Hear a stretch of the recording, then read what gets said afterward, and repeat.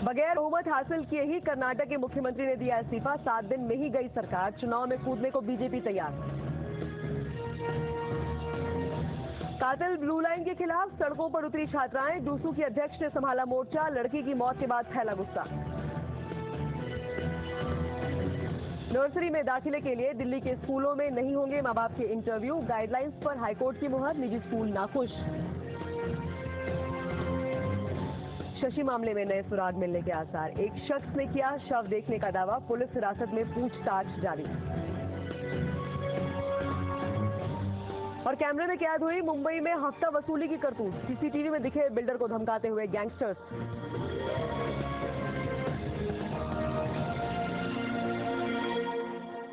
प्रायोजक बरनाला टीएमटी सरिया। आप भरोसा कर सकते हैं।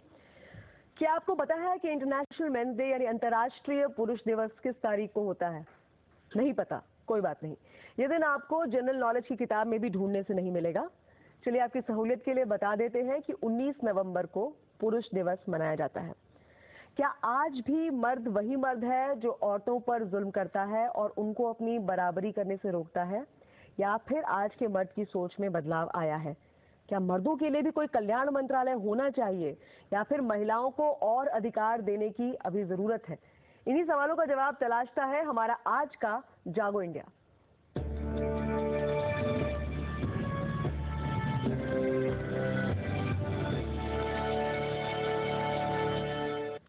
तो शुरुआत करते हैं। 3 साल पहले 2 मर्दों ने एक महिला पर सरेआम तेजाब फेंककर उसका चेहरा बिगाड़ दिया।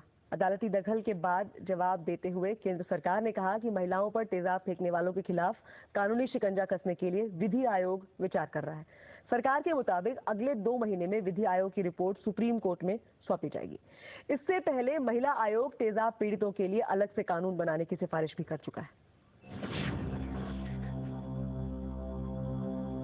16 साल की लक्ष्मी के सपने तेजाब की आग में जल गए।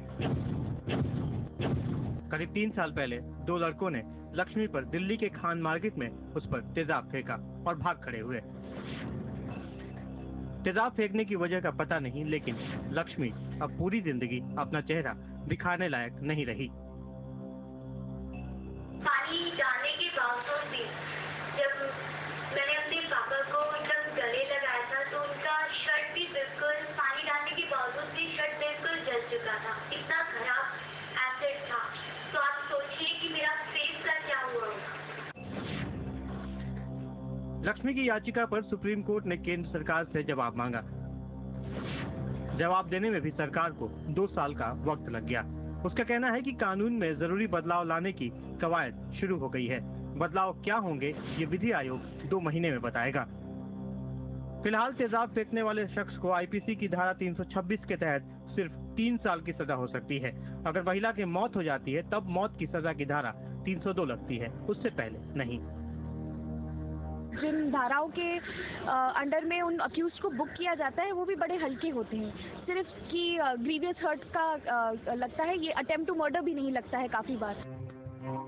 इन सब के बीच लक्ष्मी की कहानी देश भर की सड़कों और घरों में दोहराई जा रही है, लेकिन सरकार के कानून में सालों लगने का अंदेशा है। इंसान का चेहरा ईश्वर की दी गई सबसे खूबसूरत चीजों में एक है, लेकिन उस चेहरे पर तेजाब फेंकने वाले की सजा क्या हो, ये आप अपने दिल से पूछिए। साथ में ये भी पूछिए कि जिस शख्स ने किसी की पूरी जिंदगी बर्बाद कर दी, उसके साथ क्या सलूक किया जाए। शैलेश रंजन, जी न्यूज़, दिल्ली।